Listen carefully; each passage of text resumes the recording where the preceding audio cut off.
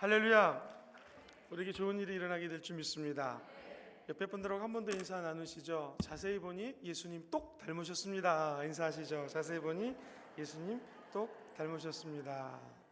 누구 닮으셨다고요? 예수님. 우리가 왜 신앙생활 하는가? 결국 예수님 닮기 위함인 줄 믿습니다.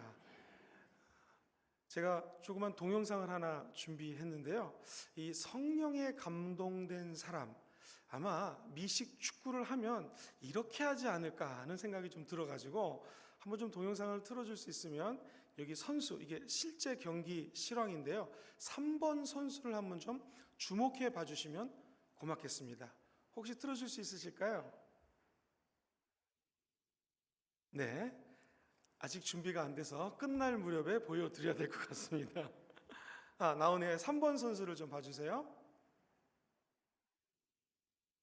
무지 잘 피하죠? 혼자 다 하죠. 이렇게 피하고 요리 피하고 저리 피하고. 그래서 맨 끝에 이제 터치다운을 하는데요, 한 번 더 보시겠습니다. 자세히 보면 저 3번 선수가 혼자 잘하는 것 같은데, 다른 빨간 선수들 보십시오. 다 방어해주고 막아주고 혼자 하는 게 아니죠. 다 넘어뜨려주고 하니까 혼자서 결국엔 저렇게 뛸 수가 있는 것입니다. 이런 생각이 들었습니다. 성령에 감동된 사람, 하나님께서 지혜와 명철을 주십니다. 이 땅에서 뛰어나게 하시죠. 요셉처럼 총리 되신 데는 높임받는 영광이 임하게 될 줄 믿습니다. 그러나 기억하십시오. 혼자 뛰는 사람은 없습니다. 우리 성도님들이 서로 중보기도 하고 사랑하고 격려할 때 이러한 일이 가능하게 될 것입니다. 우리가 오늘 왜 수요 예배 모였을까요? 한 가지 이유입니다. 성령님에게 감동되기 위해서 모였습니다. 성령님께 감동된 사람은 교회에 선한 영향력을 미칩니다. 성령님께 감동을 받으면 나아가 교회에 있는 성도들뿐만 아니라 믿지 않는 세상에도 영향력을 끼칩니다. 초대교회 보십시오. 성도들이 성령님께 감동이 되었습니다. 그러자 그 안에만 머무는 것이 아니라 주변 인근 분들에게 복음을 전합니다. 그 복음 전하는 모습을 보고 믿지 않는 영혼들이 감동이 되어서 교회로, 하나님 나라로 들어오게 됩니다. 여기 계신 모든 분들은 하나님의 영에 사로잡혀 주께 크게 쓰임받는 종들이 되기를 주의 이름으로 축원드립니다. 오늘 본문은요, 이방신을 믿는 한 나라의 대통령입니다. 왕입니다. 그것도 일반 나라가 아니라 오늘날로 치면 미국보다도 더 강대국이라고 표현할 수 있는 세계 최고의 국방력과 경제력과 군사력을 자랑하는 애굽, 제일 높은 왕이 지금 이 하찮은 감옥에 있던 요셉이라는 사람에게 이렇게 이야기를 합니다.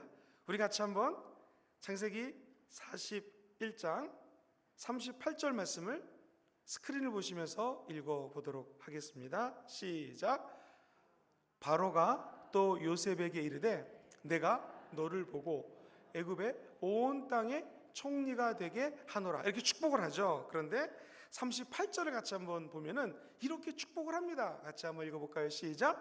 바로가 그의 신하들에게 이르되 이와 같이 하나님의 영에 감동된 사람을 우리가 어찌 찾을 수 있으리요? 라는 칭찬을 합니다. 이 엄청난 칭찬입니다. 저와 여러분들이 오늘 예배를 드리면서 성령님께 감동되기를 주의 이름으로 축원합니다. 그러면 우리 믿는 사람들이 와, 어찌 이런 성령이 감동된 사람을 찾을 수 있을까라고 칭찬할 뿐만 아니라 오늘 바로왕처럼 이 세상에서 우리들의 주변에 있는 사장님들 또는 우리 부산시청에 근무하는 분들, 주변의 분들이 와, 우리 순복음 금종교회 성도들은 정말 성령님께 사로잡힌 분들이구나 라는 칭찬 듣게 되기를 주의 이름으로 축원드립니다. 자, 그렇다면 성령님께 사로잡힌 저와 여러분들, 그분께 감동받은 저와 여러분들에게는 어떤 일이 일어날까요? 오늘 크게 두 가지를 말씀드리겠습니다. 첫 번째, 성령님께 감동이 되면 성령님은 명철과 지혜를 주십니다.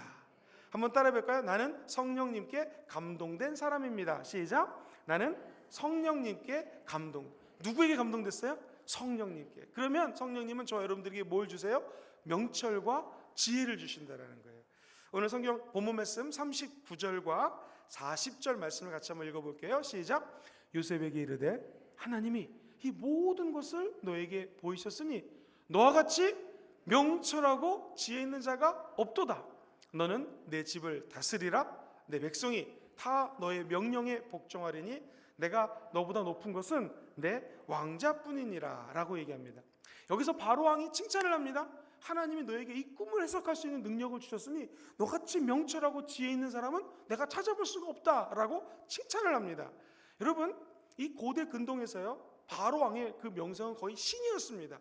여러 사람들을 만났고 경력이 있기 때문에 사람 보는 눈이 있거든요. 자기가 꿈을 꿨는데 해석할 사람이 없어요. 해몽할 사람이 없어요. 그때 감옥에 있던 요셉이 와서 해몽합니다. 참 재밌는 것은 그 전에 감옥에서 술관장의 꿈을 해석해 줬거든요. 술관장이 얘기합니다. 다시 복직이 되거든 저에게 은혜를 베푸사 저를 기억하시고 저를 좀 이 감옥에서 끌어내 주세요. 그러나 술관장이 까먹었습니다. 잊어먹었어요. 그러다가 이 바로왕이 꿈꾼 얘기를 듣고 맞아, 내가 감옥에 있을 때 내 꿈을 해석해 준 젊은이가 있었지 하면서 요셉을 하나님 앞에 다시 세상 앞에 리더로 등극하는 장면이 바로 이 장면입니다. 이때 바로왕이 이렇게 칭찬해요. 너같이 명석하고 명철이 있고 지혜로운 사람을 내가 본 적이 없다라는 거죠. 이 명철은요, 이 히브리어 원어로는 안목이 있다라는 뜻이에요. 그래서 영어 성경에는 discerning이라는 단어를 썼습니다. 즉 명철하게 원하시는 분들은 한번 아멘 해볼까요? 명철한 사람들은 보는 눈이 있다라는 거예요. 우리 눈을 들어서 무엇을 봐야 되는가? 성경은 이야기합니다. 믿음의 주요 온전케 하신 예수 그리스도를 바라봐야 된다는 거죠. 명철한 사람은 다른 게 아닙니다. 공부 많이 하고 책 많이 바라보는 것이 아니라 신문 많이 읽고 이 세상의 경영학적 지식, 무슨 세상적인 기법들, 스킬들 이런 것들 보는 것이 아니라 저와 여러분들이 눈을 들어 십자가에 고정이 되면 우리 예수 그리스도의 영광과 그분의 죽음과 부활에 참여하게 되면 하나님은 신령한 명철함을 허락하여 주신다는 거예요. 저 여러분들이 이 세상을 바라볼 때 그냥 바라보지 마십시오. 내가 성장한 배경, 내가 갖고 있는 지식 가지고 바라보지 마시고 십자가를 통해서 이 세상을 바라보는 안목, 명철함이 생기시게 되기를 주의 이름으로 축원합니다. 제가 제 자신을 바라볼 때 제 생각으로 바라보면 실망할 때가 너무나 많습니다. 난 이것도 못하고 저것도 부족하다. 내가 나를 바라보는 눈 틀릴 경우가 많이 있습니다. 사람들이 저를 바라보죠. 오늘도 제가 엘리베이터 타고 올라오는데 어떤 여자 집사님께서 저보고 목사님 가까이서 보니까 정말 잘생겼네요 라고 말씀을 하시더라고요. 그래서 제가 참 기분이 좋았는데 저분이 보는 제가 뭐 잘생겼다니까 기분은 좋지만 틀릴 수 있다라는 거죠. 또 다른 사람이 보면은 목사님 얼굴이 이렇게 크십니까? 이렇게 생각할 수도 있는 거고, 다른 사람들이 바라보는 나 틀릴 수 있다라는 거예요. 근데 정확한 것은요, 예수님이 바라보는 나는 정확합니다.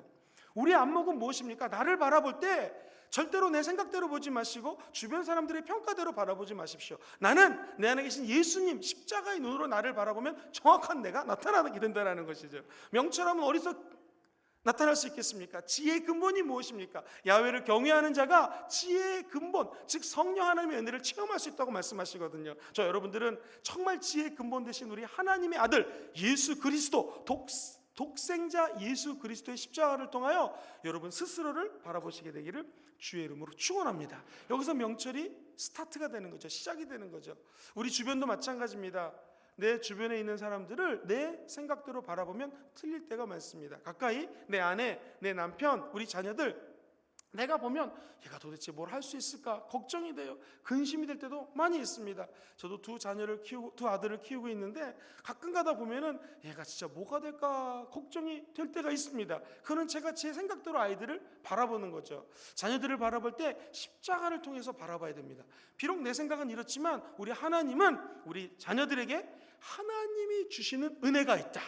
이들만이 갖고 있는 은사가 있다. 하나님께서 우리 자녀들을 축복하시고 하나님의 영광에 참여시킬 것이다 라고 바라보셔야 된다는 거예요. 서울에 목동이라는 지역이 있어요. 목회를 잘 하시는 조봉희 목사님을 며칠 전에 만나서 같이 오랫동안 얘기를 나눴습니다. 목사님 이렇게 큰 목회 하시게 됐는데 자녀 교육은 어떻게 시키셨습니까? 그랬더니 이 조봉희 목사님 저에게 이런 말씀하셨습니다. 자녀는 그냥 냅둬 알아서 커 그러시면서 하는 말이, 그래서 한 가지 자기가 자녀들에게 강조했대요. 그것은 너희들은 다른 거는 몰라도 저의 정체성, 너희들의 모습 하나만은 꼭 확실한 믿음을 갖고 있어야 된다. 너희들은 하나님의 자녀다. 목사 아들, 목사 딸이 아니라 하나님의 자녀다. 그러니까 이 목사님은 지혜가 있는 거죠. 명철한 거죠. 자기 눈으로 자녀들을 키운 것이 아니라 한 가지, 너희는 목사 아들, 목사 딸이기 전에 하나님의 자녀라는 거 잊지 말라라는 거예요. 하나님의 눈으로 우리 자녀들을 보면 내 자식, 내 딸, 내 아들이기 전에 하나님의 자녀인 줄 믿습니다. 그러면 하나님께서 우리 자녀들을 돌봐주신다라는 것이죠. 우리가 남편들이 아내를 내 생각으로 바라보면 틀릴 때가 많습니다. 우리 아내는 된장찌개도 못하고 김치찌개도 못하고 미역국도 못하고 이렇게 볼 수 있거든요. 그런데 우리 아내를 하나님의 눈으로 보게 되면, 십자가 예수를 통해 보면 하나님께서 귀하게 나에게 배필로 주신, 돕는 자로 주신 아내라는 것이죠. 남편을 바라볼 때 우리 남편은 돈도 못 벌고 얼굴도 못생기고 뚱뚱하고 이렇게 보시면 안 된다라는 거죠. 남편이 어떤 사람이에요? 하나님의 눈, 예수 그리스도의 눈을 통하여 보면 하나님께서 만세전부터 택하사 우리 가정의 제사장으로, 나의 남편으로 세워주신 분이구나라는 걸 깨닫게 된다는 것이죠. 여러분, 명철하게 원하시는 분들은 아멘 해볼까요? 명철한 사람들은 예수 그리스도를 통하여 세상을 바라보게 된다는 거예요. 여러분 살아있는 것은요 다 흠이 있어요. 제가 어떤 공지영 씨라고 하는 작가의 글을 읽다가 굉장히 재밌는 그 은혜를 받았어요. 뭐라고 적혀져 있냐면, 살아있는 것과 살아있지 않은 것의 차이가 있는데 제일 뚜렷한 게 뭐냐? 살아있는 것들은요 되게 쓸모없는 것들을 가지고 있다는 거예요. 말하자면 한번 화분을 한번 바라보세요. 누런 이파리가 있을 수 있고요. 꽃을 한번 바라보세요. 꽃이 얼마 안 있으면 시듭니다. 모양이 약간 이상한 꽃, 이상한 이파리, 이런 것들을 담고 있다는 거죠. 근데 여러분, 죽은 것들을 바라보십시오. 모조품 완벽합니다. 너무너무 깨끗해요. 사실 모조품과 가짜들은 흠이 없습니다. 완벽합니다. 그러나 살아있는 것들은 한결같이 흠을 가지고 있어요. 그렇기 때문에 저와 여러분들은 그 흠을 보다듬어 줘야 된다는 거예요. 내 안에도 흠이 있습니다. 내 안에 있는 이 흠을 보다듬어 줘야 돼요. 그 이유는 내가 살아있기 때문에 그렇습니다. 내가 가짜 김영근 목사라면 완벽합니다. 그렇지만 우리 인간은 그렇게 될 수가 없다는 거죠. 살아있기에 연약함이 있고 부족함이 있고 넘어지고 쓰러지고 자빠진다는 거죠. 그때마다 기억하세요. 십자가 예수를 통하여 치유받으시고, 십자가 예수를 통하여 회복하시고, 십자가 예수를 통하여 그분의 눈으로 저와 여러분들을 스스로를 다시 한번 바라보는 그런 명철함이 임하게 되기를 주의 이름으로 축원드립니다. 한자 이런 말이 있어요. 대인, 춘풍, 지기, 추상이라는 말입니다. 대인, 다른 사람들을 대할 때는 춘풍, 좀 있으면 봄바람이 불죠. 봄바람처럼 살들산들 관대하게 대하고, 지기, 자기를 지키는 것은 추상, 가을의 서리처럼 엄정하게 해야 된다는 말입니다. 의미가 있습니다. 우리는 다른 사람 잘못에 대해서는 의인처럼 바라봅니다. 저러면 안 된다고. 그러나 자기 잘못에 대해서는 그냥 지나칠 때가 많이 있습니다. 다른 사람들이 연애를 하면 저런 나쁜 사람들 이렇게 얘기를 합니다. 내가 연애하면 오 아름다운 로맨스요 이렇게 얘기를 합니다. 우리 목사님께서 저도 초대도 해주시고 말씀 전할 수 있도록 늘 배려해 주셔서 참 감사를 드리는데, 또 호텔도 해운대 앞에 이렇게 잡아주셔서 이 해운대 앞바다에서 자는 게 얼마나 큰 축복인지 모릅니다. 할렐루야. 아침에 기분 좋게 일어나가지고 아침 식사를 간단하게 했는데 하루를 너무나 재밌게도요, 젊은 한 20살 넘은 대학생 커플인가 봐요. 젊은 애들이 아마 이제 해운대가 관광지니까 왔는데 세상에 잠옷바람으로 내려와서 밥을 먹는 거예요. 이 외국에서는 잠옷바람으로 내려오면 쫓겨납니다. 왜냐하면 그 사람이 이곳에 들어왔다면 호텔의 레벨이 떨어지기 때문에 직원들이 못 들어오게 해요. 근데 얘들이 아직 어리니까 막 잠옷바람으로 쓰레빠를 신고 와가지고 밥을 먹는 거예요. 그래서 제가 불러가지고 야단을 칠까? 할렐루야, 이러면 안 됩니다 라고 야단을 칠까 하다 보니까, 그래 나도 흠도 있지, 넘어가자. 그리고 넘어갔어요. 그러면서 기도를 하기를, 저분들도 나중에 좀 성숙해지고 어른이 된다면 지금 이 순간을 고칠 수 있도록 하나님 좀 도와주세요 라고 이제 기도를 했는데요, 우리 인간이 그래요. 다 흠이 있다라는 거죠. 그런데 어떤 사람들은 그걸 보고 막 달려가지고 이러면 안 돼 막 이렇게 야단칠 수가 있다라는 거예요. 명철은 무엇입니까? 눈을 들어서 자기 내면 세계를 바라보는 거예요. 이 세상에서 제일 쉬운 것은요, 남에게 충고하는 거예요. 너 똑바로 살아라, 우리 자녀들에게 이렇게 살아라. 제일 어려운 게 뭐냐면 자기 자신을 보는 일입니다. 신앙은 하나님의 말씀을 통해서 나의 죄성을 보는 것이 신앙입니다. 내가 흠이 있다는 것을 볼 때 흠이 있는 이웃에 대해서 더 관대해진다는 것이죠. 그것을 누가복음 6장 42절은 이렇게 표현합니다. 우리 같이 한번 읽어볼까요? 시작. 너는 네 눈 속에 있는 들보를 보지 못하면서 어찌하여 형제에게 말하기를 형제여 나로 네 눈 속에 있는 티를 빼게 하라 할 수 있느냐? 외식하는 자여 눈 속에서 들보를 빼어라. 그 후에야 네가 밝히 보고 형제의 눈 속에 있는 티를 빼리라 라는 거예요. 즉 무엇을 의미합니까? 다른 사람들을 볼 때 내 눈으로 정죄할 것이 아니라 그렇지 내 눈 안에 들보가 있으니 이것을 먼저 떼어놔야겠다라고 회개할 때 성령님께서는 큰 은혜를 더하여 주게 될 줄 믿습니다. 저는 서울에서만 자랐어요. 저희 집안이 한 9대째, 우리 아이들까지 한 9대째 서울 사람이라고 합니다. 그러니까 완전 서울 토백인데 제가 호주로 청년 때 유학을 간 적이 있었거든요. 그때 신학교에 다 호주 사람이고 저하고 경상도에서 온 청년 하나, 두 사람만이 신학생이었어요. 근데 저는 태어나서 처음 듣는 말이 저에게 하는 말이 수업이 좀 아주 열심히 하고 수업 아주 내용이 알차고 아침부터 저녁까지 수업을 신학교에서 했거든요. 근데 같이 수업 시간에 내려갔는데 이러는 거예요. 형제님 수업이 좀 빡세죠? 이러는 거예요. 태어나서 처음 들어봤습니다. 빡세다는 말이 이게 무슨 말인지 몰라가지고 그래가지고 그 친구한테 물어봤는데 이게 말도 잘 안 통하고 너무 어려웠어요. 하나님께 간절히 기도하는데 주님이 성경을 읽다 이 말씀을 주는 거예요. 네가 그 형제랑 다른 걸 욕할 게 아니라 네 눈에는 들보가 있지 않냐. 그걸 빼내야지 저 형제랑 소통도 하고 이야기를 할 수 있다는 거예요.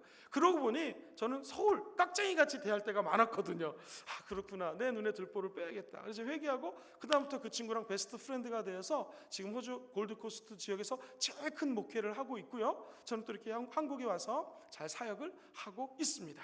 그렇게 따지면 저와 여러분의 얼굴에는 다 검은 것이 묻어 있다는 거죠. 우리 눈에는 들보가 있어서 이만한 기둥이 있어서 그거를 빼낼 때 다른 사람을 정확하게 볼 수 있다는 거예요. 옆 사람하고 인사할까요? 제 눈에 들보를 먼저 빼겠습니다. 시작. 제 눈에 들보를 먼저 빼겠습니다. 이 유대인의 지에서 탈무드에 보면 재미있는 얘기가 나와요. 두 사람이 굴뚝을 열심히 청소를 했어요. 근데 한 사람은 저 그림처럼 얼굴에 시커먼 게 묻어 있고 한 사람은 얼굴이 깨끗한 거예요. 그래가지고 지에 있는 사람들이 몰려 들어옵니다. 랍비들에게 물어봅니다. 자, 누가 씻으러 갔을까요? 여러분 누가 씻으러 갔겠습니까? 지혜로운 랍비가 이야기합니다. 분명히 저 얼굴이 깨끗한 사람이 씻으러 갔을 것입니다. 왜요? 왜냐하면 상대방을 보니까 너도 꺼먹겠구나. 그래서 씻으러 갔다라는 거예요. 그랬더니 두 번째 조금 더 지혜로운 랍비가 이야기합니다. 아닙니다. 저 시커먼 사람이 씻으러 갔을 것입니다. 왜요? 깨끗한 사람이 얘기하기를 당신 얼굴이 시커매요. 그러니 당신은 빨리 가서 씻어야 됩니다. 라는 얘기를 듣고 씻으러 갔다는 거예요. 그러자 제일 지혜로운 랍비가 이야기합니다. 둘 다 아닙니다. 두 사람 다 씻으러 갔습니다. 왜요? 그랬더니 답을 얘기하기를 아니 굴뚝 청소했는데 시커멓게 안 묻는 사람이 어디 있습니까? 둘 다 똑같이 묻었죠. 둘 다 똑같이 씻으러 갔을 것입니다. 그래서 박수를 치고 이게 정답이다 라고 얘기를 했다는 거죠. 우리의 삶을 얘기하는 것 같아요. 우리의 현실을 이야기해 줍니다. 누가 깨끗하고 누가 더럽단 말입니까? 우리 모두 다 같은 죄인이라는 거죠. 그래서 우리에게 필요한 것은 하나님의 은혜입니다. 그래서 이 예배를 드리는 거 아니겠습니까? 주께 명철함을 받기 위해서 모였습니다. 명철함은 뭐예요? 안목이에요. 바라보는 거예요. 다른 사람도 바라야겠지만 먼저 나의 죄, 나의 부족함, 너도 시커멓고 나도 시커멓구나 라는 걸 바라볼 때 이분도 예수의 피로 씻김받고 나도 예수의 피로 씻김받고 그래야 하나님 나라를 확장시키는 일꾼으로 변화되게 될 줄 믿습니다. 올 2019년은 겸손이 회복됐으면 좋겠습니다. 내 안목이 다른 사람을 정죄하는 데 사용되는 것이 아니라 나를 바라보는 데 쓰임받았으면 좋겠습니다. 우리의 눈이, 우리의 시선이 십자가를 통하여 세상을 바라보고 사람들을 바라보고 내 자신까지 바라보는 귀한 한 해가 되기를 주의 이름으로 축원드립니다. 여러분 성령님께 감동받기 원하십니까? 그렇게 된 사람들에게는 성령님이 명철도 주시고 그 다음에 뭘 주셔요? 지혜를 주신다는 거예요. 지혜는 wise란 영어로 표현되어 있는데 지혜로운, 현명한, 슬기로운 그런 뜻입니다. 정확하게 얘기하면 지혜라고 하는 것은 영적인 분별력을 의미합니다. 사람은 막 다른 사람을 변화시키려고 합니다. 아내를 변화시키려고 그러고 남편을 변화시키려고 그러고 근데 변화가 안 돼요. 분별력은 무엇인가? 내가 변화시킬 수 있는 것은 변화시켜야죠. 그러나 내가 할 수 없는 것이 있어요. 그것은 하나님께 맡기는 것이 분별력이라는 거예요. 변화시킬 수 있는 부분은 노력해서 개선하면 되고, 변화시킬 수 없는 부분은 받아들이는 것, 내려놓는 거죠. 그때 하나님이 그 가정을 축복해 준다는 거예요. 교회성장연구소에 직원이 16명, 17명이 있습니다. 그럼 기도하면서 변화시키고 싶은 게 너무 많아요. 그런데 아무리 제가 소장이라 할지라도 변화시킬 수 없는 것이 있습니다. 어쩔 수 없는 게 있어요. 내가 할 수 있는 것은 열심히 변화시키고, 할 수 없는 것은 하나님께 내어 맡기는 거죠. 주님, 이건 내 손을 떠났습니다. 주님께서 역사하여 주시옵소서. 그럼 일이 더 잘 될 때가 많아요. 그런데 제가 성격이 또 급하고 젊다 보니까 이거 변해야 된다고 막 야단치고 혼낸다고 일이 또 되는 게 아니더라고요. 내가 할 수 있는 것은 오직 하나님께 기도하는 것이죠. 이것이 지혜입니다. 지혜는 분별할 수 있는 능력을 하나님으로부터 부여받는 것이죠. 그냥 무책임하게 포기하는 것이 아니라 지혜로운 체념이 필요하다는 거예요. 버릴 걸 버리는 거죠. 체념할 걸 체념하는 거예요. 어떻게 체념할 수 있습니까? 성령님만 선택하면 됩니다. 성령님만 잡으면 돼요. 이게 제일 중요하기 때문에 성령을 잡으면 나머지 것들은 자동으로 포기가 되어진다는 것이죠. 성경은 이렇게 얘기합니다. 로마서 12장 2절에 여러분이 너무나 잘 아는 말씀에 같이 읽어볼까요? 시작. 너희는 오직 변화를 받아 온전한 뜻이 무엇인지 분별하도록 하여라. 너희가 할 일이 있는데 이 세대를 본받을 필요가 없다. 이 세상에는 패턴이 있거든요. 예를 들면 부동산 투자는 어떻게 해야 된다. 롯데라고 하는 아파트가 들었으면 그 옆에는 잘 나가게 될 것이다. 이렇게 다 분석을 하거든요. 이런 패턴을 쫓지 말고 너는 하나님께서 너에게 어떤 말을 하는지를 자세히 들어라. 그것을 쉽게 얘기해서 너는 마음의 변화를 받아야 된다는 거예요. 제가 하나 둘 셋 하면 마음에 손을 얹어보세요. 하나 둘 셋. 마음을 다 이렇게 손을 얹잖아요. 근데 영어에는 renew your mind예요. mind. 너 마인드를 renew, 새롭게 하라는 거예요. 외국 사람들에게 mind, where is your mind? 그럼 다 이렇게 얘기합니다. 이게 뭐 의미합니까? 마음의 변화라는 것은 생각을 변화라는 거예요. 어떻게 생각이 변화될까요? 하나님의 말씀을 공부하고 말씀을 읽고 묵상하고 말씀을 암송하고 말씀대로 살고자 하면 그 사람의 생각이 변화된다는 것이죠. 그럼 그 생각이 변화됨을 통하여 너는 마음을 새롭게 함으로 새로운 변화를 받게 되고 드디어 하나님의 일을 선하시고 기뻐하시고 온전한 뜻이 무엇인지를 분별할 수 있다는 거예요.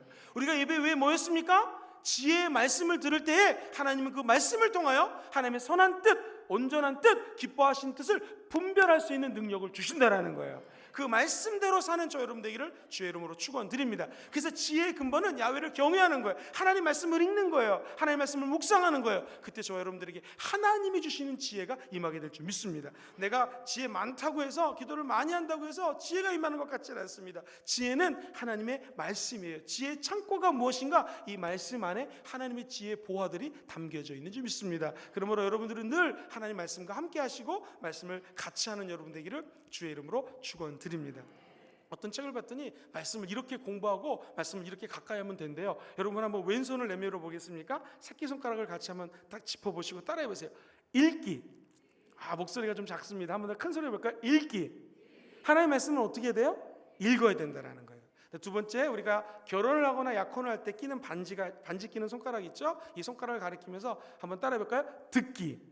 말씀은 어떻게 하셔야 돼요? 들어야 돼요. 왜요? 믿음은 들으면서 나기 때문에 그렇죠. 자, 제일 긴 손가락을 가리키면서 한번 따라해 볼까요? 공부하기. 이 손가락이 왜 제일 길까요? 그것은 공부하는 데 시간을 많이 써야 된다는 거예요. 그 다음에 이 손가락을 가리키면서요, 영어로는 포인트 핑거라고 하는데요, 방향을 가리키는 거예요. 내가 길을 잘 모를 때 이 방향을 가리켜 주는 게 말씀이거든요. 그럼 어떻게 되는가 한번 따라해보세요. 암송하기. 하나님의 말씀을 많이 암송해야 된다는 거예요. 제가 호주에서 유학할 때 수예배가 끝났고 저녁 예배 끝나고 집에 가는데 너무 감기가 걸렸어요. 이거 정말 내일 아침에 봉고차 운전해서 새벽기도 또 가야 되는데 이거 어떻게 하면 좋지? 너무나 몸이 아팠습니다. 근데 갑자기 끙끙거리고 제가 앓는데 하나님 아이디어를 주세요. 너 말씀을 가지고 한번 암송해봐라. 그냥 아픈데 말씀을 암송했어요. 그냥 아는 거 다 그냥 외웠어요. 태초에 하나님이 천지를 창조했습니다. 아픈데 나도 창조하셨습니다. 뭐 이런 식으로 누구든지 예수 그리스도 안에 있으면 새로운 피조물입니다. 이전 것은 지나갔으니 새 것이 되었다. 이렇게 한 20분을 그냥 혼자서 말씀을 암송했어요. 그랬더니 감기가 떠나가 버리더라고요. 다음날 일어나서 너무 가뿐하게 일어났어요. 이런 말씀을 암송하게 되기를 주의 이름으로 축원합니다. 때로는 갈 길이 껌껌할 때가 있어요. 어두울 때가 있어요. 근데 성경은 하나님의 말씀은 내 발의 등이라고 그랬거든요. 껌껌함을 밝힐 수 있는 유일한 근거가 하나님의 말씀이에요. 그 말씀을 많이 암송하시면 포인트 핑거, 방향을 가르쳐주는 손가락처럼 하나님은 의의 길, 형통의 길, 축복의 길로 저와 여러분들을 말씀을 통하여 인도해 주게 될 줄 믿습니다. 자, 여러분 1번부터 복습해 볼게요. 읽기, 듣기, 시작. 읽기, 듣기. 그 다음 뭐예요? 공부하기. 그 다음에 암송하기. 네, 엄지를 가리켜 보십시오. 따라해 보세요. 묵상하기.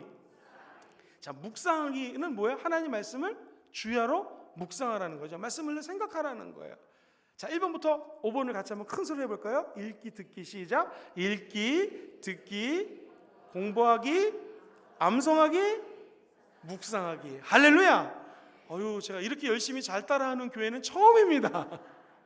자, 한번 더 큰 소리로, 2배 큰 소리로. 읽기, 듣기, 공부하기, 시작. 읽기, 듣기, 공부하기, 암송하기, 그 다음 뭐예요? 묵상하기. 할렐루야. 근데 정말 중요한 게 있어요. 이 5가지가 다 중요한데 제가 예를 들어 보겠습니다. 새끼손가락이 뭐였어요? 읽기, 듣기, 공부하기, 암송하기. 그래서 성경책 안 떨어지잖아요. 근데 엄지손가락을 한번 내려보겠습니다. 뭐예요? 묵상하기. 내려놓으면 이 성경책이 아마 떨어질 것입니다. 다 중요한데 제일 중요한 게 뭐예요? 묵상하기. 이게 생각하는 거거든요. 너희는 이 세상의 패턴, 이 세상의 풍조를 따르지 말고 오직 생각, 네 마음, 너의 생각을 새롭게 함으로 변화를 받으라는 거예요. 그 변화를 받을 수 있는 근거가 뭐예요? 하나님의 말씀이라는 거예요. 할렐루야. 그때 하나님의 지혜가 임하게 될 줄 믿습니다. 그러면 제가 하나님의 말씀 많이 듣고 읽고 공부하고 해가지고 말씀 많이 알아요. 이게 끝일까요? 그렇지 않아요. 한번 따라해볼까요? 읽고 박수를 치면서 순종하기. 시작. 읽고 순종하기. 이게 중요한 거예요. 읽었으면 어떻게 돼요? 순종을 해야죠. 그 다음에 듣고 어떻게 돼요? 듣고 순종하기. 말씀을 들었으면 순종해야지 하나님 지혜도 주고 명철도 준다는 거죠. 아무리 설교 말씀 들었는데 순종 안 하면 아무런 기적이 안 일어난다는 거죠. 자, 3번째는 뭐였어요? 공부하고 순종하기. 여러분 어쩜 이렇게 다음 걸 다 아세요? 그럼 다음 건 뭐가 될까요? 암송하고 순종해야죠. 그럼 마지막 뭐예요? 묵상하고 순종하는 거죠. 그때 우리 삶에 기적이 일어나게 될 줄 믿습니다. 우리 순복음 금정교회 성도님들 5가지 말씀의 손가락들 한번 외워볼까요? 읽고 시작. 읽고 순종하기, 듣고 순종하기. 그 다음 뭐예요? 공부하고 순종하기. 그 다음에 암송하고, 자, 제일 중요한 거 묵상하고 순종하기. 할렐루야. 오늘부터 아침 일어나면 이거 하고 하루를 시작하십시오. 중요한 것은 하나님의 말씀이 우리의 생각을 바꾸게 되시고 바꾸어 주시고 분별할 수 있는 능력을 말씀이 허락해 준다는 거예요. 이 2019년 새해를 살아가시면서 저 여러분이 늘 말씀으로 생각을 새롭게 하시고 주의 뜻이 무엇인가를 분별하는 하나님의 사람들 되기를 주의 이름으로 축원드립니다. 그래서 성경은 얘기합니다. 변화를 받아서 하나님의 뜻이 3가지가 있다고 얘기합니다. 선하시고 기뻐하시고 온전한 뜻이 있다라는 거예요. 예를 들면 이렇게 앉아서 열심히 말씀을 듣고 이 자리에 와 있는 것만으로도 하나님 이렇게 칭찬하실 거예요. 참 선하다라고 칭찬할 거예요. 제가 호주에 있을 때 피아노를 전공한 자매가 원래는 불교 신자인데 피아노를 계속 연습을 해야 되고 또 교회가 어떤 데인지 궁금해가지고 주일날 아르바이트 비슷하게 피아노를 치기 시작했습니다. 근데 이 자매가 자꾸 말씀을 듣고 자꾸 예배를 드리다 보니까 눈물이 어느 날 나더래요. 하나님 살아계시구나. 그래서 불교를 믿지 않고 교회를 다니게 됐고 나중에 성령을 받게 됐어요. 할렐루야. 그러니까 이 자리에 와 있는 것만으로도 하나님 참 선하다라고 칭찬을 해주는 거예요. 믿지 않는 사람을 데리고 왔어요. 그 하나님 참 선하다고 칭찬할 거죠. 근데 이건 선한 뜻 갖고 만족하시면 안 돼요. 하나님은 선하시고 2번째 기뻐하는 뜻이 있다라는 거예요. 여러분처럼 말씀을 들으면서 아멘으로 화답하시고 주의 뜻을 따르게 막 작정하시고 기도하면 하나님 기뻐한다는 거죠. 근데 이거 가지고 만족하시면 안 돼요. 선한 뜻, 기뻐하는 뜻이 있는 것만큼 중요한 것이 하나님이 무슨 뜻이에요?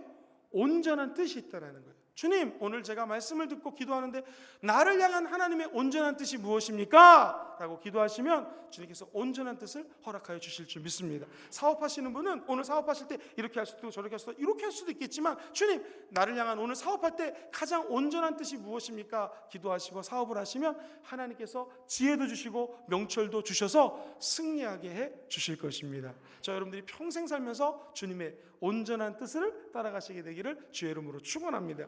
제가 청년 사역을 아주 오래 했습니다. 청년들 사역하면서 부흥하는 체험도 해봤고 많은 경험들이 있어요.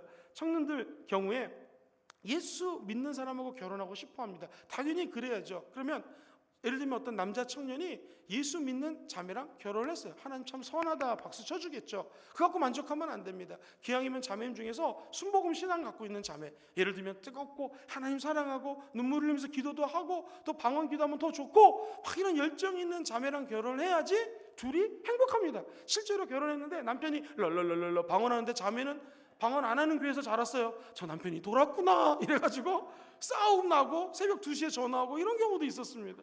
신앙이 서로 같으면 하나님이 기뻐하는 가정 되겠죠. 그런데 전국에 방언하는 자매가 한둘이겠습니까? 무지 많죠. 그 자매들하고 다 결혼할 수 없잖아요. 한 자매랑 해야 돼요. 무슨 의미입니까? 하나님이 나를 향한 온전한 자매가 있다는 거죠. 그 자매랑 결혼할 때 하나님이 기뻐하시고 하나님의 뜻을 이루어 드린다는 거죠. 저 여러분들이 무엇을 하든 하나님의 선하시고 기뻐하시고 온전한 뜻을 어떻게 해요? 분별하라는 거죠. 어찌 우리가 분별할 수 있습니까? 말씀이 이걸 분별할 수 있는 능력을 제공해 준다는 거예요. 그 하나님의 지혜 보고 지혜의 봄을 참고 말씀과 늘 함께하는 여러분 되기를 주의 이름으로 축원드립니다. 여러분 성령님께 감동받기 원하시는 분들은 한번 아멘 해볼까요? 정말 감동 받으셔야 됩니다. 그러면 주님이 뭘 주세요? 명철과 지혜를 준다는 거예요. 바로 왕이 지금 요셉에게 야 너처럼 명철하고 지혜 있는 사람을 내가 본 적이 없다라고 칭찬하는 거죠. 저 여러분들을 보고 이 세상 사람들이 이런 칭찬하기를 주의 이름으로 축원합니다. 우리 자녀가 회사 입사를 했는데 그 회사 사장님이 너처럼 명철하고 지혜 있는 자를 내가 본 적이 없도다. 너를 대리로 승진시키노라. 뭐 이런 일들이 일어나기를 주의 이름으로 축원드립니다. 두 번째입니다. 하나님의 영에 감동된 사람의 특징은요, 하나님이 그 사람을 높이십니다. 우리 본문 말씀 41절부터 한번 43절까지 같이 한번 읽어보겠습니다. 바로가 시작. 바로가 또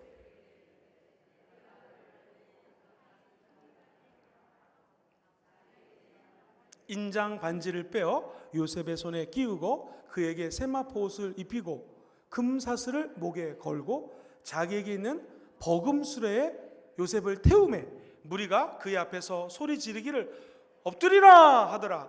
바로가 그에게 애굽 전국을 뭘로 다스려요?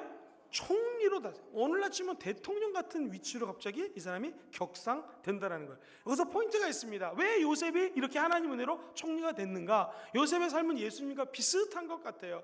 요셉이 정말로 자기 꿈과 자기 소망을 얘기했다가 형제들에게 팔려가가지고 종살이하죠. 그러니까 잘 아는 것처럼 보디발의 여인이 눈으로 홀길 때에 그 자리를 옷을 벗어놓고 도망갑니다. 그것 때문에 감옥에 가죠. 감옥에서 착한 일 많이 했어요. 그래서 감옥을 다스리는 리더가 됐습니다. 그리고 아까 말씀드렸던 것처럼 술관장과 떡관장의 꿈을 해석합니다. 자기가 또 올라갈 줄 알았는데, 높아질 줄 알았는데 그렇지 않았습니다. 계속되는 고난이었어요. 혹시 여기 계신 분 가운데 예수님을 열심히 믿는데 나는 왜 이렇게 계속 고난이 지속되지 하는 분 있으십니까? 하나님의 때에 하나님이 높여주십니다. 이 믿음 흔들리지 않고 끝까지 가시게 되기를 주의 이름으로 축원합니다. 인간이 높이는 것은 금세 낮아져요. 그러나 하나님이 높이면 영원한 높임을 받게 될 줄 믿습니다. 만에 하나 하나님이 이 생명 다하는 내 생명을 다하는 날까지 날 높이지 않는데도 상관이 없어요. 저 여러분들은 이 땅에서 요셉처럼 자기 일에 충실하고 성실하고 주님을 앙망하며 지혜와 명철을 사모하다 보면 저 천국에서 상급을 허락해 줄 것입니다. 만에 하나 내 대에 하나님 나를 높이지 않는다 할지라도 하나님은 절대로 그냥 넘어가는 분이 아니에요. 하나님은 공짜가 없으십니다. 저 여러분들의 헌신을 보고 우리 대의 복을 안 주시면 우리 자녀 대의 복을 허락하여 주실 것입니다. 그 하나님을 찬양합니다. 하나님은 사람을 높이세요. 또 어떤 사람을? 하나님의 영에 감동되어 하나님께 나와 말씀을 듣고 그 말씀대로 순종하는 자를 하나님 반드시 높여 주십니다. 하나님만이 우리를 높이기도 하고 하나님만이 우리를 낮추기도 한다는 것 평생 잊지 않게 되기를 주의 이름으로 축원드립니다. 그렇다면 목사님 왜 하나님이 우리를 높일까요? 간단합니다. 높아지신 분 계십니까? 왜 높였을까요? 섬기기 위해서 높입니다. 인자가 온 것은 섬김을 받으러 온 것이 아니라 도리어 섬기려 하고 많은 사람들을 위하여 자기의 목숨을 대속물로 죽이기 위해서 주기 위해서 십자가에서 죽으신 분, 그분이 우리 예수님인 줄 믿습니다. 예수님은 자기의 목숨을 랜섬, 대성물로 주기 위해서 이 땅에 오셨다라는 거예요.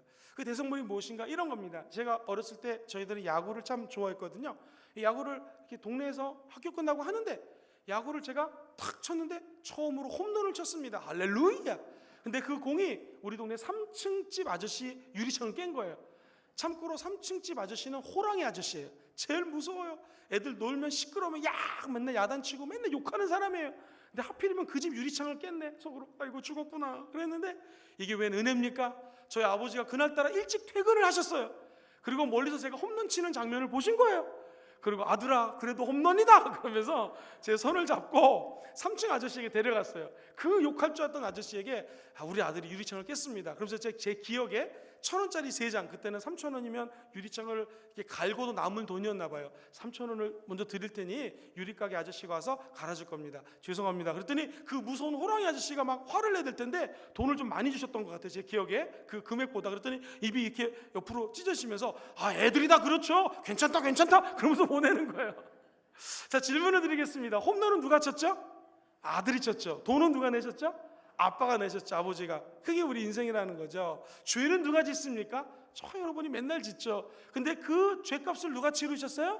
우리 하나님의 아들 예수님이 치르셨다라는 거예요. 그러니까 우리가 이 세상의 높임을 하나님 높여주셨다. 그 말은 뭐예요? 섬기기 위해서 하나님 날 높여줬다라는 거죠. 그것을 리더십에서는 섬김의 리더십이라고 표현합니다. 리더십을 다 연구해 봤더니 리더십은 한 1700, 그러니까 정확히 하면 178년밖에 연구한 그 기록이 없어요. 즉 아주 신흥 학문이에요. 200년이 채 안 되는 학문이 리더십이라고 하는 학문 분야인데, 처음에는 위인론이라고 그래서 리더는 태어나는 거야부터 시작합니다. 그레이트맨 티오리라고 그래서 그 다음에 상황을 잘 따라야 돼. 환경이 사람을 만들어. 아니면 행위론이라고 해서 저 사람의 행동을 따라가다 보면 리더가 돼. 여러 가지가 나오는데 최근에 나온 리더십의 가장 정점이 뭐냐면 결국 예수님의 리더십이에요. 리더가 섬기면 하나님이 그 집단의 조직에 복을 허락하여 준다라는 거죠. 자, 그렇다면 하나님 나를 높이시는 이유 섬기기 위함입니다. 하나님 나를 높이신다면 왜요? 살리기 위해서 저와 여러분들을 높여주시는 줄 믿습니다. 어떤 책을 봤더니 노노의 자치학이라는 재미있는 책이 있어요. 그래서 CEO가 돼서는 안 되는 사람을 5가지 부류로 분리를 했습니다. 첫 번째 같이 한번 읽어볼까요? 허례허식과 형식에 사로잡힌 사람, 회사에서 CEO가 되면 안 된다는 거죠. 두 번째 시작, 인색한 사람. 세 번째, 비전이 없는 사람. 네 번째, 남을 믿지 못하는 사람. 다섯 번째, 배짱이 없는 사람. 그러면서 여기에 해당되는 역사적 인물을 혹시 여러분 삼국지에 유비라고 기억하시죠? 유비의 아들이 있는데 유선이라고 하는 분을 예로 듭니다. 그는 제갈량이 있었지만, 제갈 공명이 옆에 있었지만 결국에는 이 5가지에 해당이 돼서 나라를 잘 이끌지 못했다라는 거죠. 그러면서 하나님 나라에도 리더가 되어서는 안 되는 사람이 있습니다. 어떤 사람이냐? 첫째, 신실하게 예배하지 않는 사람, 리더가 되면 안 되죠. 두 번째, 기도하지 않는 사람, 리더가 되면 안 됩니다. 세 번째, 성경을 보지 않는 사람, 리더가 되면 안 된다는 거죠. 여러분, 성경에 나오는 다 리더들을 보십시오. 하나님과의 관계에서 리더십이 나옵니다. 즉 하나님과 친밀하면 하나님의 리더가 될 수 있다는 거예요. 예배와 기도로 하나님하고 친해질 수 있는 것입니다. 이게 신앙의 높아짐이죠. 성경에 보면 모세의 힘 어디서 나왔습니까? 하나님과 친밀할 때 모세는 모세가 될 수 있었던 것이죠. 다윗도 보십시오. 하나님과 얼마나 친밀한지 싸울 때 주님 싸울까요? 말까요? 싸우지 말아라, 싸우라. 그럼 순종해서 나갔죠. 주님 뽕나무에 올라갈까요? 올라가라 말아라. 모든 것들을 주님과 친밀하게 대화할 때 그는 최고의 역사상, 인류 역사상 다윗 왕조 때처럼 물질적인 축복 받았던 왕조가 없답니다. 그래서 그 물질 가지고 솔로몬이 성전을 지을 수가 있었던 것이죠. 이러한 엄청난 높아지는 은혜에 하나님과의 관계 회복이 있습니다. 관계가 회복되고 성령님께 감동받기 원하시는 분들은 아멘 해볼까요? 그러면 저와 여러분들이 예배에 목숨을 걸어야 된다는 것이죠. 왜 그럴까요? 갈렙과 여호수아를 보십시오. 다른 사람들은 다 부정적인 보고를 했습니다. 그러나 그들은 영적인 해안, 영적인 슬기로운 눈이 열렸습니다. 그러면서 저 가나안 족속 사람들이 거대해 보이고 거인같이 보이지만 내 눈에는 저들은 밥입니다. 할렐루야. 이러한 엄청난 우렁찬 믿음의 고백이 어디서 나왔습니까? 하나님과의 관계를 통해서 나온다는 것이죠. 하나님과의 관계를 맺는 것, 이것이 바로 성령께 감동받은 사람이라는 것이죠. 어떻게 감동을 받고 어떻게 하나님과 관계를 맺을까요? 다른 방법이 없습니다. 오직 예수 보혈을 통하여 죄사함을 받는다라는 거죠. 우리의 죄가 진홍같이 붉을지라도 예수 피를 의지하시고 예수 피를 바르시고 예수 피를 마시게 될 때 저 여러분들은 하나님의 자녀로 변화되게 될 것입니다. 보혈을 지나 하나님께로 나아갈 수 있는 것이죠. 그리고 기억하십시오.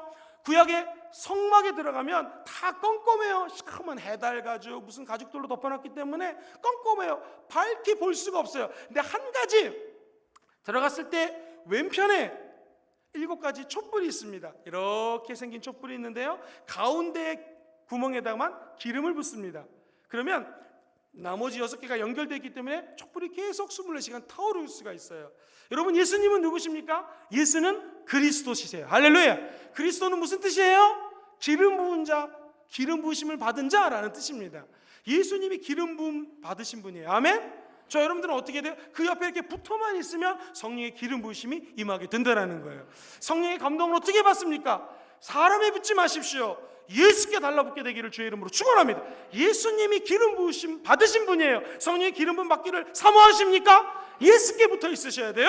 그러면 성령의 기름 부으심이 자동적으로 임하게 될 것이라는 것이죠. 옆 사람하고 인사합시다. 나에게 붙지 마세요. 시작. 나에게 붙지 마세요. 누구에게 붙어야 됩니까? 예수님께 붙어야 돼요. 저 여러분들은 절대로 회사 사장님, 높은 분 이런 분 찾아가지 마시고 예수님께 달라붙어 있기를, 그분께 연결되어 있기를 주의 이름으로 축원합니다. 관계만 맺어 있으면 하나님의 영이 기름을 부으사 이 땅을 치유하는 역사, 교회 부흥을 일으키는 역사, 성령의 감동을 받은 여러분을 통하여 하나님께서 행하실 것입니다. 왜? 여러분들은 명철이 있기 때문입니다. 왜? 여러분들은 지혜가 있기 때문입니다. 할렐루야. 그럼 전국적으로 하나님이 예배드리는 자를 높여주신다라는 것이죠. 높아졌을 때에 겸손히 낮으셔서 하나님 나라를 섬기는 일꾼 되기를 주의 이름으로 축원드립니다. 참 재미있는 것은요, 이 성령의 불이 그 앞에 있는 12개의 진설병을 조명해요. 저 영어 써서 죄송한데 신학 용어로는 이것을 illumination, 한국말로 번역하면 조명한다고 그래요. 조명신학이 나올 정도로 하나님의 이 12가지 진설병, 떡은 말씀을 상징하는 거거든요. 이 말씀을 어떻게 조명해야 된다고요? 성령님의 빛으로 바라볼 때 이 말씀이 우리 거가 된다는 거예요. 그것을 조영기 목사님 이렇게 편하게 말씀하셨습니다. 이 객관적인 하나님의 로고스 말씀이 읽다가 나에게 주관적으로 말씀하실 때가 있거든요. 그것을 레마라고 표현하신 거예요. 다 이렇게 쉽게 얘기하면 하나님의 말씀을 아까 읽고 듣고 공부하고 묵상하고 암송하실 때에 인간의 눈으로 보면 안 되고, 인간의 생각으로 들으시면 안 되고, 인간의 마음으로 암송하시면 안 되고, 묵상하면 안 되고, 뭘 통하여? 성령의 빛을 통하여 말씀을 보셔야 된다는 거예요. 거기에 깨달음이 있습니다. 거기에 인류를 변화시킬 수 있는 창조적인 아이디어가 나오게 될 것입니다. 즉 성령께 감동받는 방법 간단합니다.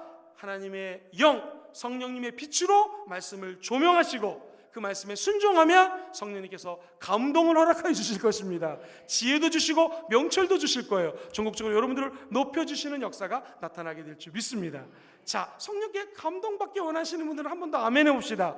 그러면 성막에서는요, 마지막으로 한 가지를 통과해야지 드디어 지성소로 들어가요. 이 지성소 예배가 진짜 예배거든요. 하나님을 얼굴과 얼굴을 맞대고 드리는 예배, 이게 지성소 예배입니다. 거기에는요, 이 큰 천이 쳐져져 있어요.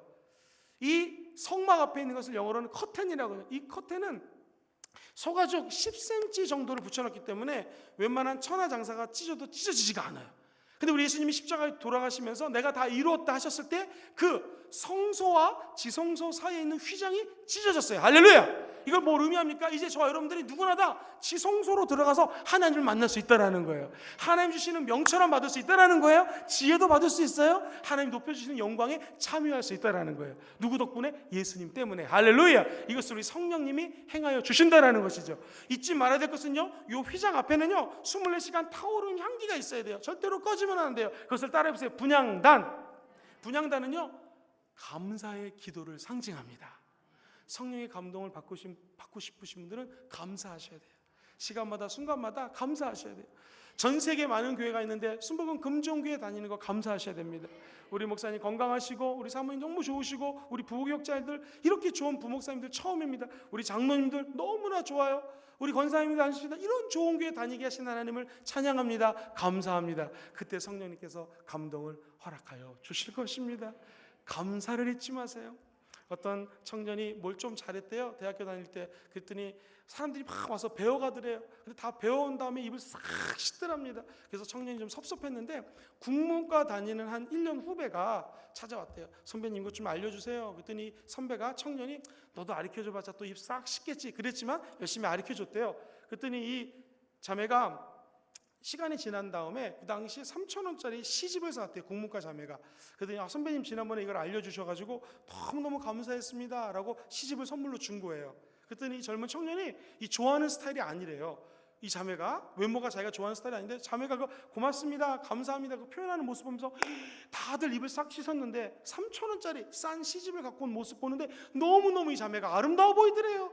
와, 이런 자매랑 결혼하면 행복하겠구나 라는 생각이 들더래요. 그 청년이 접니다. 이제 뭐 아멘 하실 것까지는 없고요. 제가 좋아하는 스타일은 아닌데 아니 그 감사하다고 조그만 시집 하나 줬는데 너무너무 이 자매가 아름다워 보이는 거예요. 진짜 이런 여자랑 결혼하면 행복할 것 같아요. 남편이 쥐꼬리만한 월급을 갖다 주면 여보 당신이 이 쥐꼬리만한 월급을 줘서 감사해요 이런 거 아니겠습니까? 조그만 거 해줘도 감사할 때 너무나 마음이 흐뭇하더라고요. 여러분 인간도 이럴진데 성령의 감동받기 원하시는 분들은 한 번 더 아멘 해봅시다. 어떻게 하셔야 돼요 여러분? 감사하셔야 돼요. 감사하셔야 돼요. 큰 거 필요 없어요. 자그마한 거. 우리 인종남북께 감사하면은요 목사님 큰 거 안 바라세요. 초콜릿 하나 사시고 목사님 말씀에 감사해요. 그럼 우리 목사님들의 마음은 그렇게 너무 흐뭇한 거예요. 감동을 받는 거예요. 장로님께 감사하면 아주 조그만 거 커피 한 잔 3,000원 5,000원짜리 너무 비싸면 100원짜리 커피 하나 뽑아셔가지고 장로님 감사해요. 그죠? 옆에 집사님 감사하면 조그만 감사를 표현할 때 우리 교회에 좋은 일이 넘쳐나게 될 줄 믿습니다. 난 여기 계신 모든 분들이 야훼를 경외하는 자가 되셔가지고 하나님과 친밀해지게 되기를 주의 이름으로 축원합니다. 시편 25편 14절에 이런 말씀이 나와요. 같이 한번 읽어보겠습니다. 시작. 여호와의 친밀하심이 그를 경외하는 자들에게 있으며 그를 경외하는 자들에게 뭐가 있어요? 하나님과의 친밀함이 있다라는 거예요. 할렐루야. 이것만 있으면 성령님께서 저와 여러분들에게 감동을 허락하시고 저와 여러분들은 성령님께 감동을 끼치는 자가 될 줄 믿습니다. 그러면 첫 번째로 우리 성령님은 명철과 지혜를 허락하여 주십니다. 두 번째로 이 땅에서 하나님이 저와 여러분들을 높여주실 거예요. 할렐루야. 세상적으로 높아지지만 예배를 통해서 늘 하나님의 보호자 우편으로 높이 올라가는 여러분 되시기를 주의 이름으로 축원합니다. 결론은 야훼를 경외하는 자들이 되십시오. 그럼 모든 것들이 합력하여 선을 이루게 될 것입니다.